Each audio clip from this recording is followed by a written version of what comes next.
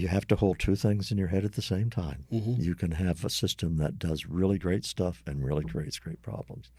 And the solution has to be, I think, some sort of great awakening among the elites about the extent of their own good fortune, about the disconnect between human worth and their good fortune in having a high IQ. And to the extent that people become genuinely aware of that and believe it, they also have a lot of incentives to just become more deeply engaged with other kinds of people than they had before. Now I'm starting to sound like the idealist here. Well, not really, but that's what I believe. But that is what, for example, Christianity would teach you. For example. Now, yes, exactly. My concern is that you remove Christianity, you remove what was at some level a foundational civilizational compact in the modern European American state that balances the cruelty of meritocracy with the truth, the transcendent truth of equal human worth. Yep. And Christianity is not intuitive. It is deeply counterintuitive, which is why it's Jesus was a genius in so many ways. But it strikes me that if you do not have that leavening spirituality, that leavening sense of equality, and the sense of the actual just arbitrariness of some of your capacities, as opposed to you earning them. And equal access to grace. And forgiveness. And forgiveness, yeah. And also this goes both ways.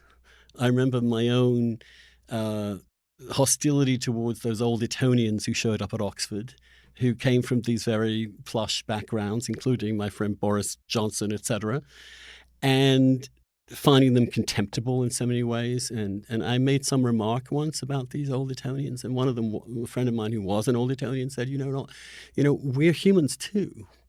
I didn't choose to be born where I was born or educated where I was educated. I'm just like you, really. And that was also an important moment in my life to realize, don't just look down on people who are below you.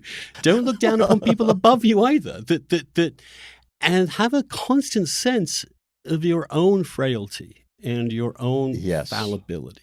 And I, for all the mental tortures that Catholicism has placed upon me, I am so grateful that truth was dinned into me from the earliest age. You are no better and no worse than anyone else. Even the Queen goes to the toilet, my mother would tell me. There's no need to have fake deference to people, and false modesty is bad, but arrogance and self-entitlement and a sense that your qualities are the greatest universal qualities, sort of projection, as it were, and that the only way to judge people is by the way in which you have judged yourself in your life. This also strikes me that it's the intelligent people that are most hostile to intelligence testing, because they themselves have internalized that this is a function of moral worth, and therefore people who don't score as highly are not as moral as they are. I think you're right. That is just so hard to get out of people's heads. And I also don't understand how, part of my deep anxiety about our current of the West is that without this faith, without this, in some ways, completely irrational belief in the profound equality of the human person, whether they are disabled, whether they are brilliant, whether they are beautiful, whether they are ugly, whether they're old or young, that is what we're trying to replicate in a way by fixing the system rather than changing the human heart, which is the only way that this will only be overcome. In other words, that inequality will always be with us, and it will also have some distributions that will make it seem unjust, particularly unjust and unfair and cruel. Yeah. The response to which is not to deny reality, but it is to make a leap of the imagination and the moral imagination to see the beauty and dignity and worth of people from different ways of life, different skills, different capacities. I mean, one thing I got from Oakeshott, for example, the man who most influenced me intellectually, was a profound respect for the ways of life that emerged from non-rational activities, whether that be the local librarian who just does her job very well, whether it be the brilliant kindergartner teacher, whether it be the gardener, whether it be these things that have enduring, profound value outside of our economic value system, outside of our intellectual structure. I just wonder if you've taken Christianity out of a society. I don't How think would it you works. inject this back in? Yeah, I've undergone evolution over the last 20 years.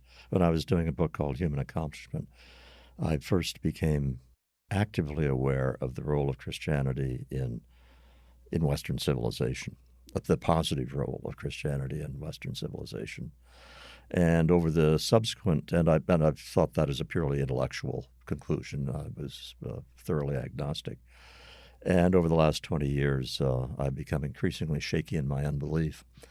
And I think it's fair to call me a Christian now. And Really? Yeah, it